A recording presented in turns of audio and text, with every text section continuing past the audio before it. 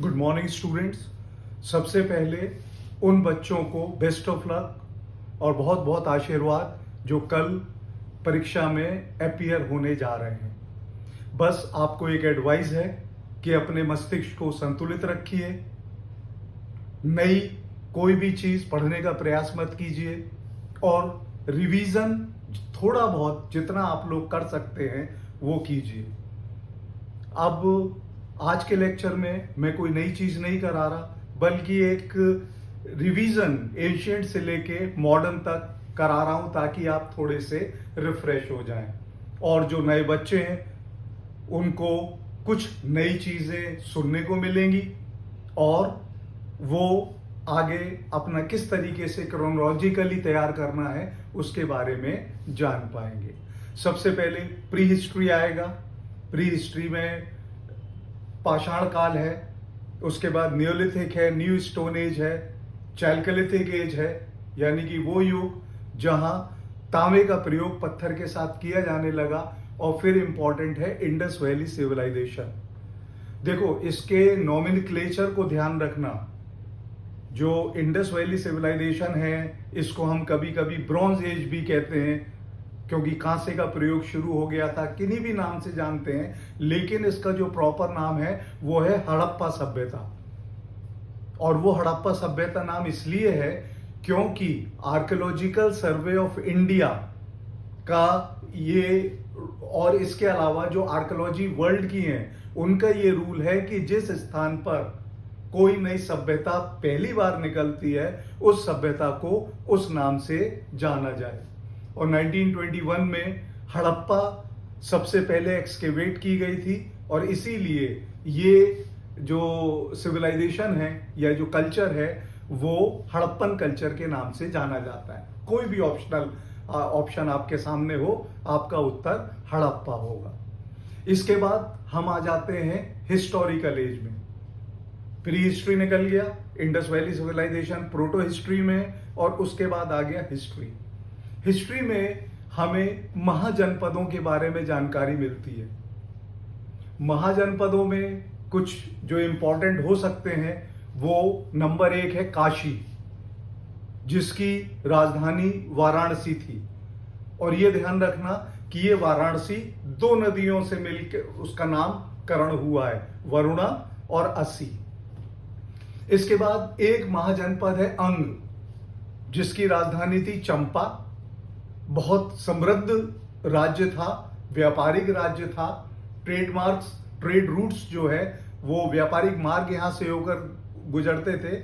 और अगर पूछा जाए तो चंपा का पुराना नाम मालिनी है।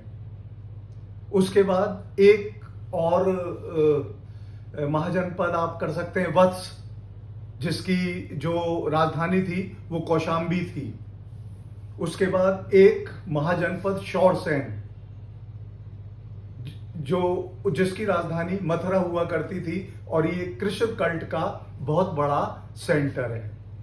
ये ध्यान रखना कि दिव्यावधान में महाजनपद का विवरण नहीं मिलता है, बाकी सारी जगह बहुत सारे ग्रंथों में मिल जाता है।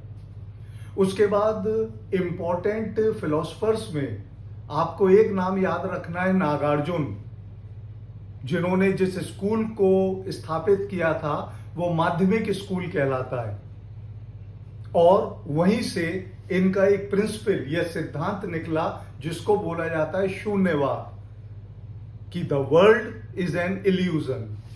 उसके बाद एक बहुत छोटा सा सवाल कभी पूछा जा सकता है कि जातक में कितनी कहानी है, तो जातक में 500 कहानियां हैं। उसके बाद एक और किताब के बारे में पूछा जा सकता है, मिलिंद पन्हो। ये एक डिस्कोर्स है, यूनानी राजा है मिनांडर और एक बौद्ध भिक्षु है नागासेन। मिनांडर उससे सवाल करता है और नागासेन उसके उत्तर देकर उसे संतुष्ट करता है। तो ये जो वार्तालाप है ये एक पुस्तक में है, मिलिंद पन्हो, और ये बहुत इंपॉर्टेंट पुस्तक है। उसके बाद एक चीज और आपको ध्यान रखना है कि रुम्मिनदेई पिलर इंस्क्रिप्शन, ये रुम्मिनदेई बाद का नाम है और पहला नाम इसका है लुम्बिनी, जहां पर गौतम बुद्ध का जन्म हुआ था।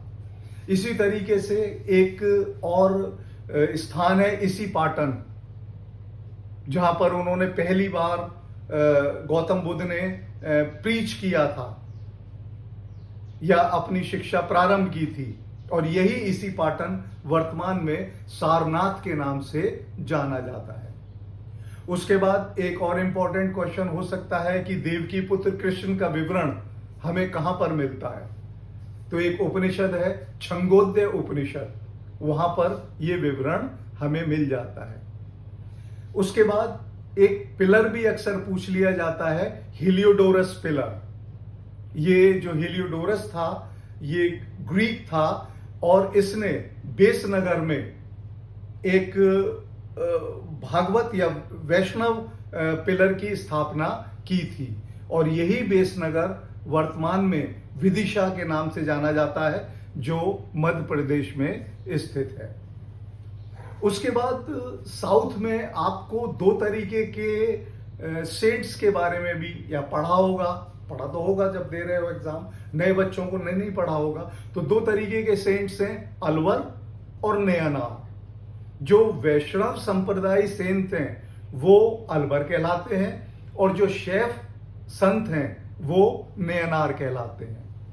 अलवर जो संत हैं उनकी संख्या 12 है, और जो नयनार संत हैं उनकी संख्या 63 है। इसके बाद मौर्य के समय में हम लोग आ जाते हैं। मौर्य बहुत इंपॉर्टेंट राज्य बना, बहुत शक्तिशाली राज्य बना, और इसको स्थापित करने वाले व्यक्ति का नाम था चंद्रगुप्त मौर्य।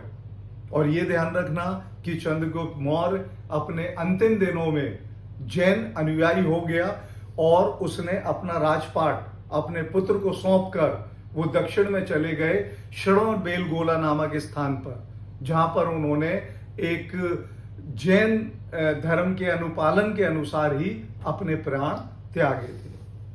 अच्छा, ये सारी जानकारियां हमें मिलती है किताबों से। तो उस समय की एक बहुत इंपॉर्टेंट राइटर हुआ करते हैं विशाखादत्त, जिन्होंने 2 पुस्तक लिखी हैं, मुद्रा राक्षस और देवी चंद्रगुप्तम। और इसी में उन्होंने ये बताया है मुद्रा राक्षस में कि किस तरीके से नंदों को पराजित करके मौर्य गद्दी पर बैठे। इसके बाद कुछ और इंपॉर्टेंट किताबें जो आपकी परीक्षा में पूछ ली जा सकती हैं, क्योंकि ये इसमें नाम याद रखो, एक सोमदेव जिनकी पुस्तक है कथा सरित सागर, और उसके बाद एक और इंपॉर्टेंट राइटर है क्षेमेंद्र, जिनकी पुस्तक है बृहद कथा मंजरी। तो इन दोनों पुस्तकों को आप ध्यान में रखिए। उसके बाद संगम लिटरेचर के ऊपर आपके पास क्वेश्चन आ सकते हैं। संगम लिटरेचर में 2 तरीके के जो ग्रंथ हैं वो लिखे गए हैं, जिसमें एक कहलाता है अहम, अहम, और एक पुरम। इन्हें 2 भागों में विभाजित किया गया है जितने ग्रंथों को। अहम जो प्रेम या इससे संबंधित हैं वो अहम की कैटेगरी में आते हैं, और जो वारफेयर, युद्ध, घोड़े, तीर, तलवार, इनसे संबंधित जो साहित्य है वो संगम लिटरेचर का पुरम कहलाता है। उसके बाद यहां पर 2 महाकाव्य भी हैं, जैसे हमारे नॉर्थ इंडिया में महाभारत और रामायण है, उसी तरीके से दक्षिण में वहां 2 महाकाव्य हैं। उसमें एक नाम है मणिमेखलाई और दूसरा नाम है शिलापद्दिकम। तो इसको आपको थोड़ा ठीक तरीके से याद कर लेना है। उसके बाद एक पिलर भी है, और वो समुद्रगुप्त के समय में बना है, जिसको हम प्रयाग प्रशस्ति या इलाहाबाद पिलर इंस्क्रिप्शन कहते हैं। और इसको लिखने वाले थे हरिशेन, जो समुद्रगुप्त के वार मिनिस्टर भी थे, युद्ध मंत्री भी थे, जिनको महासंधि विग्रहिका बोला जाता है।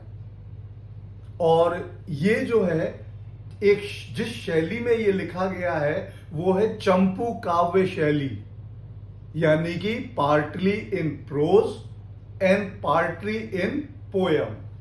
गद्य और पद्य का ये मिश्रण है।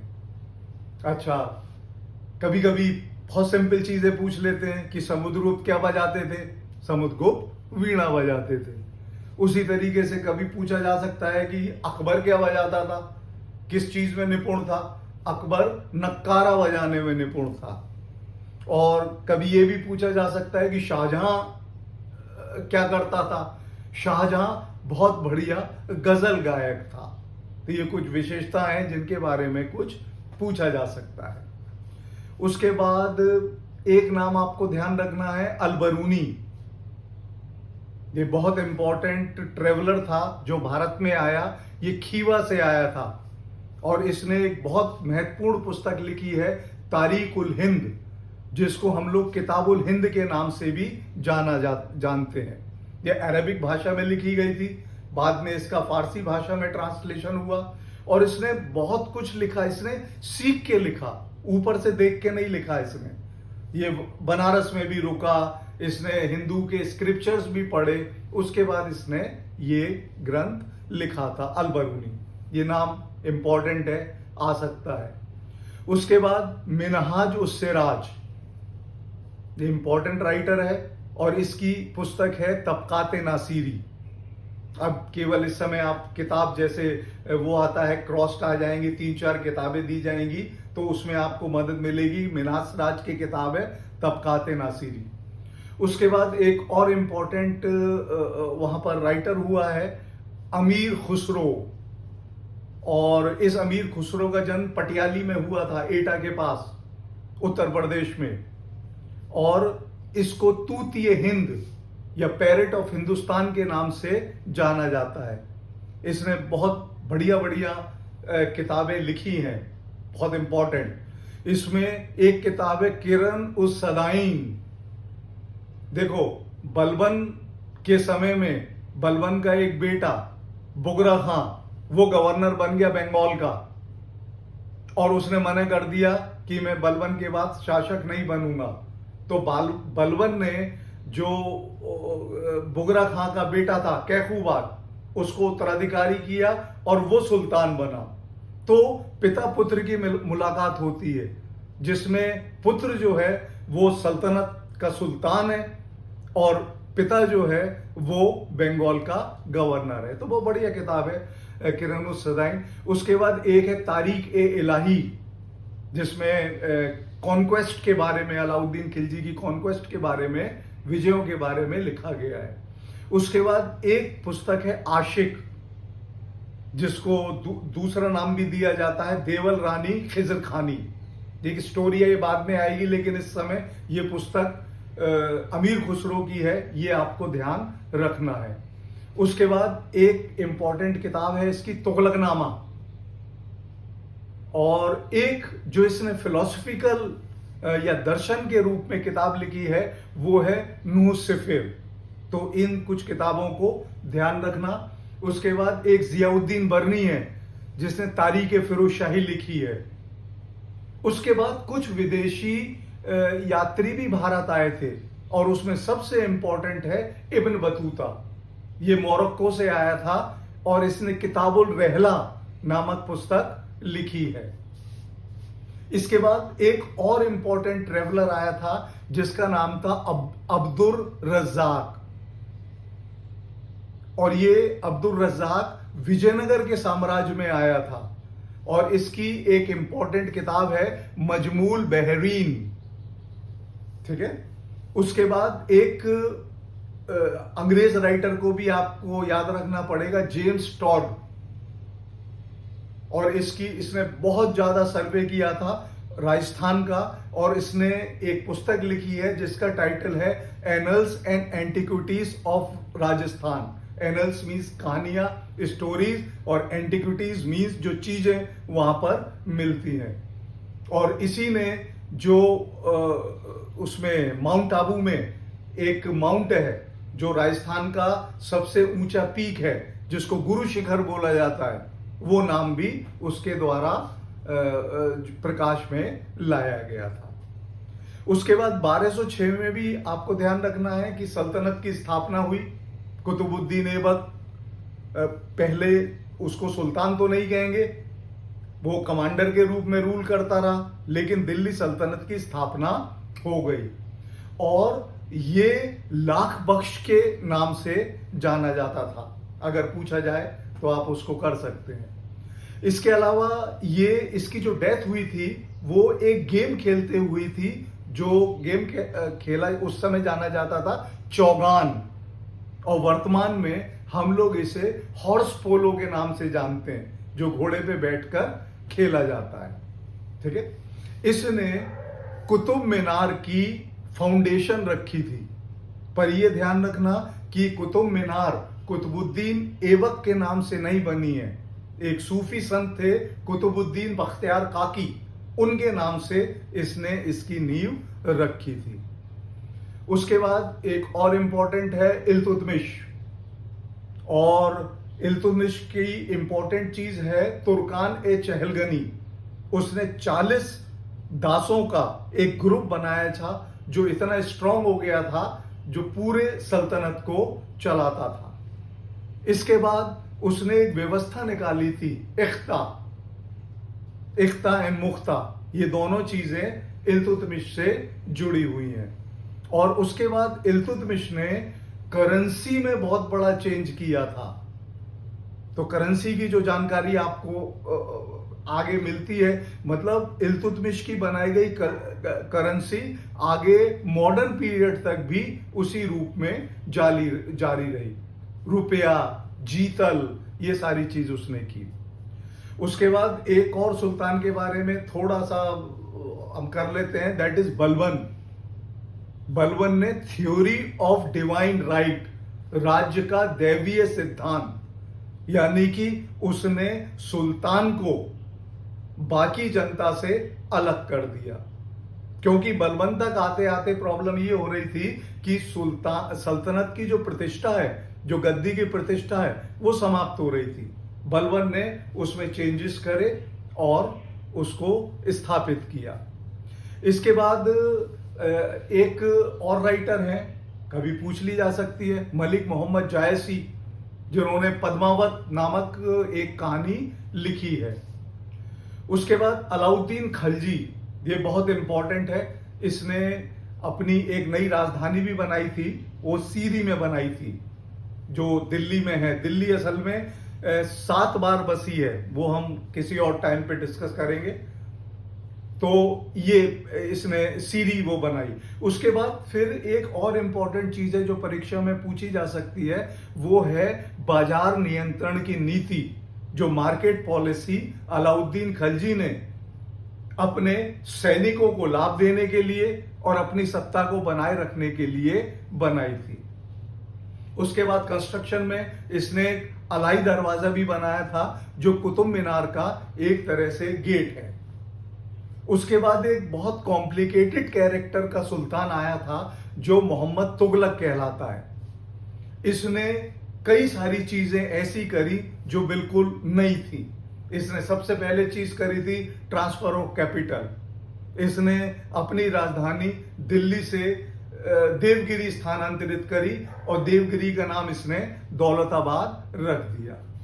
उसके बाद इसने टोकन करेंसी, जिसको हम सांकेतिक मुद्रा कहते हैं, जो आज हमारी मुद्रा है। हमारी मुद्रा क्या है, कितना भी बड़ा या कितना भी छोटा डिनोमिनेशन का रुपया हो, चाहे वो 10 रुपए का है, वो सांकेतिक मुद्रा एक उस कागज पे आ रहा है। तो इस तरीके का इसने प्रयास किया था। उसके बाद इसने एक अभियान भी चला दिया, कराचील अभियान, जो इसने माउंटेनियस रीजन में चलाया और वहां इसकी सारी सेना पस्त हो गई। इसके बाद ये एक चीज और से जुड़ा हुआ है कि इसने जो द्वाब था गंगा जमुना का, जो बहुत फर्टाइल या उपजाऊ था, वहां पर ज्यादा टैक्स लगा दिया, और जब टैक्स लगाया तभी वहां पर दुर्भिक्ष आ गया, अकाल पड़ गया।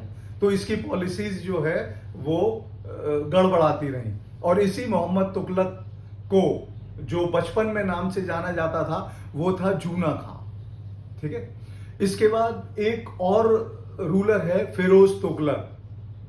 फिरोज तुगलक ने नगर बहुत सारे बसाए हैं, जैसे फिरोजाबाद उसने बताया, हिसार फिरोजा उसने बसाया, और इसकी विशेषता ये है कि ये पहला सुल्तान था जिसने ब्राह्मणों पर भी जजिया कर लगाया।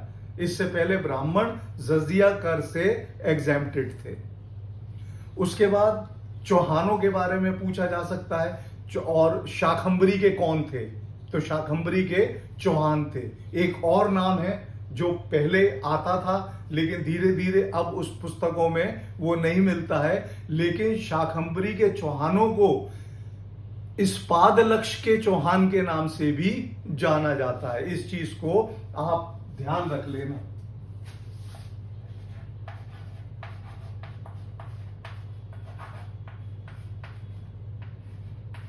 इस्पादलक्ष के चौहान, ये जब हम राजपूत एज करेंगे तब मैं आपको क्लियर कर दूंगा। तो ये चौहानों के बारे में। उसके बाद एक चंदेल थे, जीजक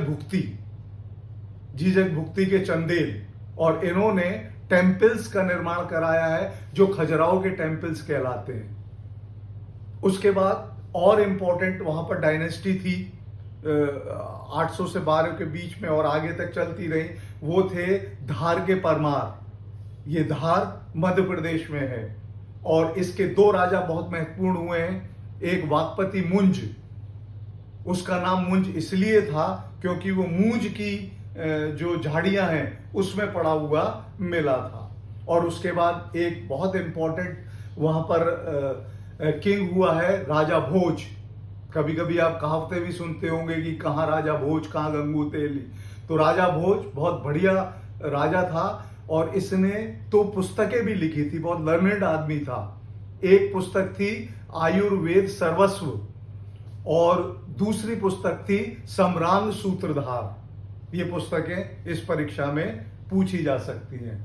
जहां तक कश्मीर का सवाल है तो वहां पर आपको एक नाम याद रखना पड़ेगा, ललितादित्य मुक्तापीठ, जिसने एक मंदिर का निर्माण वहां पर कराया था, मार्तंड टेम्पल। और ये मार्तंड मंदिर जो है ये सूर्य को समर्पित था।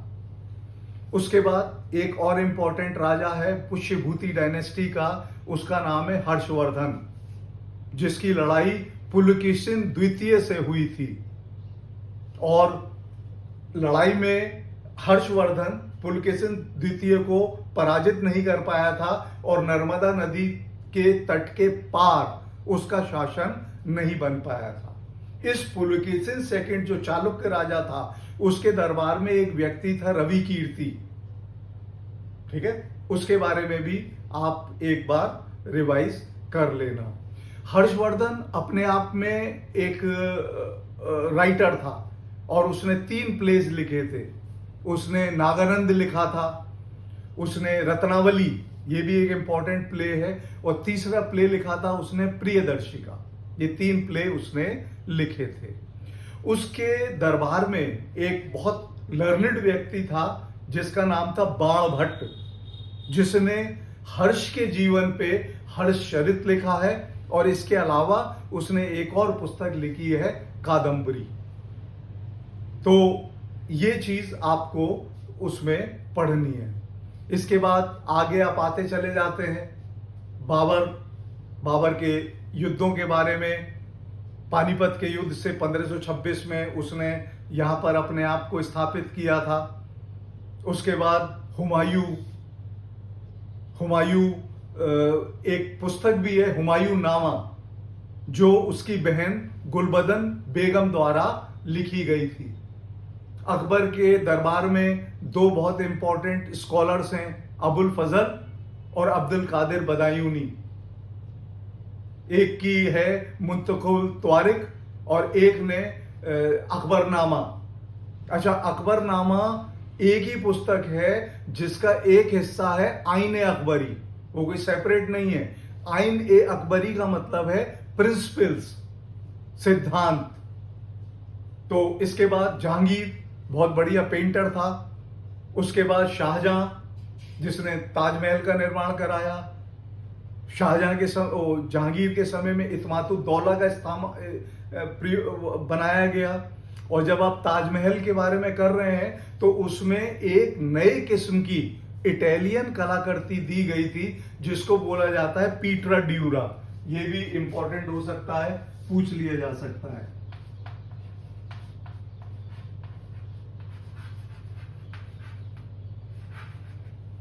यानी कि इसमें वो लगा के, इसको खोद के, इसके बीच में बेशकीमती पत्थर लगा दिए जाते थे। ठीक है। उसके बाद औरंगजेब फिर मॉडर्न टाइम्स में आ जाते हैं।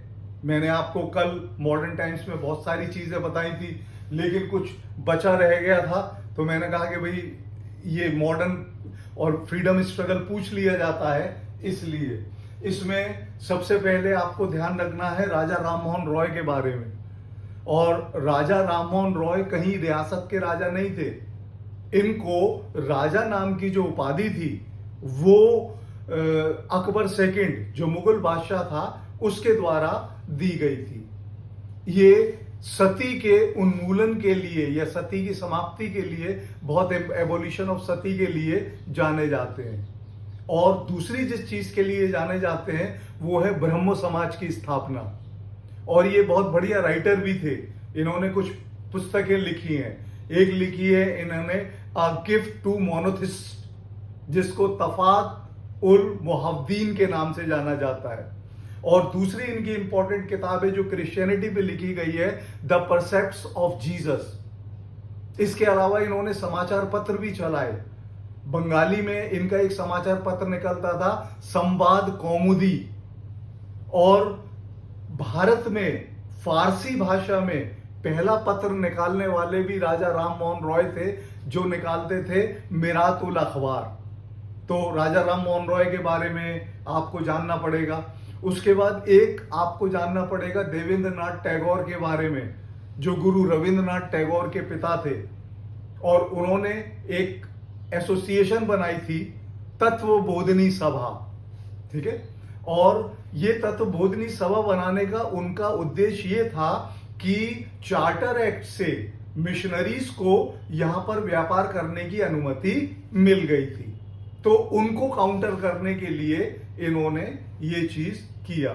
उसके बाद एक और इंपॉर्टेंट है, थोड़े से वो कॉम्प्लिकेटेड फिगर भी रहे हैं हिस्ट्री में, वो है केशव चंद्र सेन, नव विधान। ये ब्रह्मो समाज, आदि ब्रह्मो समाज से निकलते निकलते वहां तक आए। उसके बाद एक और नाम आपको याद रखना पड़ेगा, हेनरी विवियन डोरोजियो, जिन्होंने एक आंदोलन चलाया था, यंग बंगाल मूवमेंट। देखो, ये यंग बंगाल मूवमेंट जो है वो इटली की तर्ज पर चलाया गया था। इटली में एक यंग इटली करके प्रोग्राम चला था, जिसके जो फाउंडर थे वो मैज़नी थे, और वो बहुत सक्सेसफुल रहा और इटली को यूनिफिकेशन में मदद मिली थी।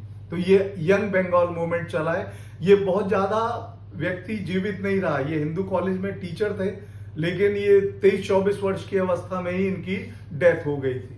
ये कई यंग बंगाल जो मूवमेंट है वो है एबोलिशन ऑफ सती के खिलाफ, चाइल्ड मैरिज के खिलाफ, और वीमेन को एजुकेट किया जाए, और जाति का जो प्रतिबंध है उसको समाप्त किया जाए, ये ध्यान रखना।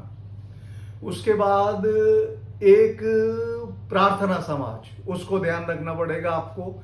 इसमें दो लोग हैं बहुत इंपॉर्टेंट, एमजी रानाडे और आत्माराम पांडुरंग, और एक और व्यक्ति थे आरजी भंडारकर। तो ये एक तरीके से तुम्हारा रिवीजन होता जा रहा है। उसके बाद एक और ऑर्गेनाइजेशन को याद रखना पड़ेगा, सत्य शोधक सभा। ठीक है, या वो था सत्य शोधक समाज। ठीक है। और उसके जो संस्थापक थे वो थे ज्योतिबा फूले, जिन्होंने एक पुस्तक भी लिखी है जो अक्सर परीक्षा में पूछी जाती है, दैट इज गुलामगिरी।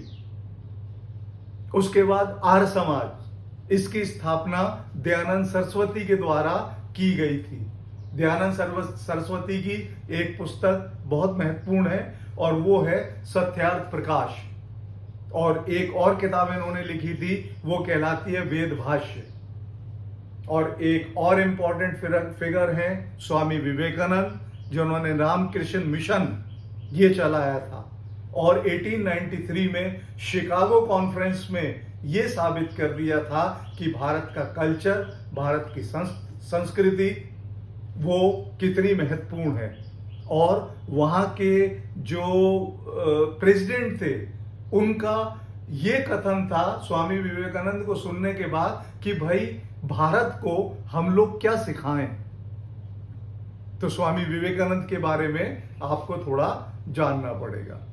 अच्छा, उसके बाद क्या हुआ कि कुछ ऑर्थोडॉक्स ऑर्गेनाइजेशंस भी बनी है। देखो, ये फेज जो है ये अलग से है। आज तो आप केवल उसके लिए कर रहे हैं, रिवीजन के लिए कर रहे हैं, लेकिन ये फेज अलग है और ये भारतीय पुनर्जागरण के रूप में जाना जाता है, इंडियन रिनाइसा। ये जो रिनाइसा शब्द है ये फ्रांसीसी शब्द है।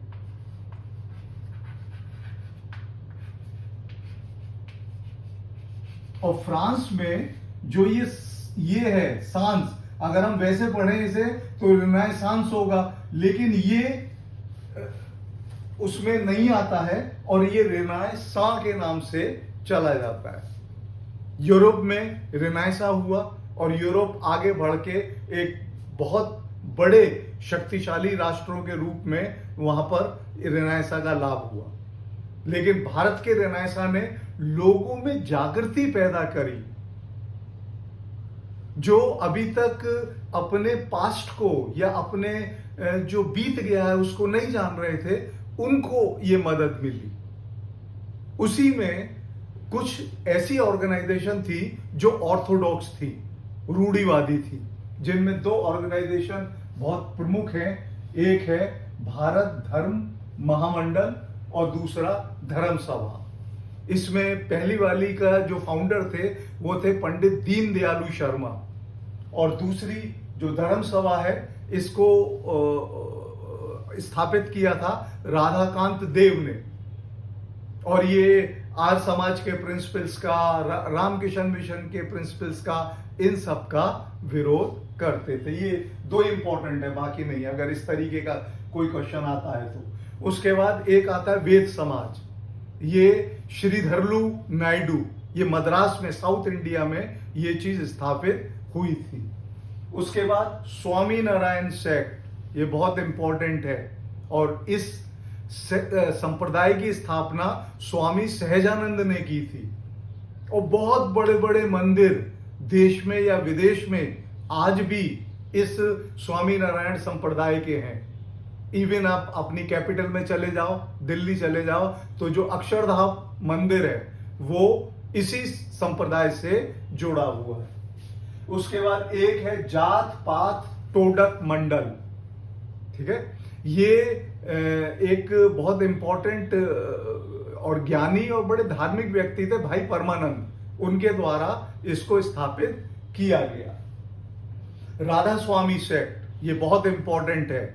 आज भी ये बहुत पॉपुलर धर्म या सेक्ट के रूप में जाना जाता है। इसकी स्थापना आगरा में हुई थी 1861 में, और स्थापित इसको किया था तुलसीराम जी ने। उसके बाद एक ये है आपका सतनामी सेक्ट, ये भी बहुत इंपॉर्टेंट है।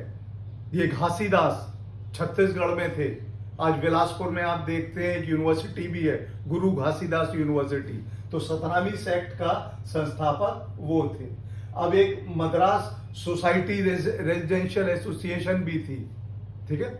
उसके बाद ये एक नाम है पंटुलू, अब मुझे पूरा नाम नहीं याद आ रहा, शायद वीरसंघ पंटुलू करके, इसको एक बार देख लेना कहीं।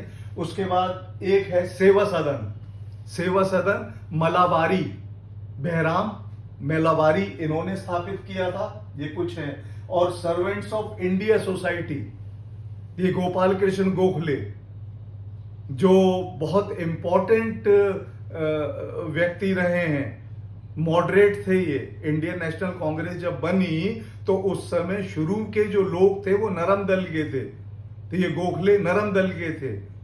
और गरम दल के थे बाल गंगाधर तिलक, लेकिन बाल गंगाधर तिलक ने इनको हीरा, नायाब हीरे के रूप में बताया है। उसके बाद एक ये फारसियों की थी रहनुमाई मादायासन सभा, इसके बारे में भी आप जानना। इसमें इंपॉर्टेंट थे दादा भाई नारोजी। दादा भाई नारोजी ने आपको एक थ्योरी दी थी, poverty and un British rule in India, और उन्होंने ये बताया था कि किस तरह से अंग्रेज हमारे जो रिसोर्सेज हैं, हमारा जो धन है, उसको वो कर रहे हैं, मतलब ले जा रहे हैं अपने उसमें। इसमें और भी थे, नारोजी फरुन जी भी थे, एक वाचा साहब भी थे, ये हुए।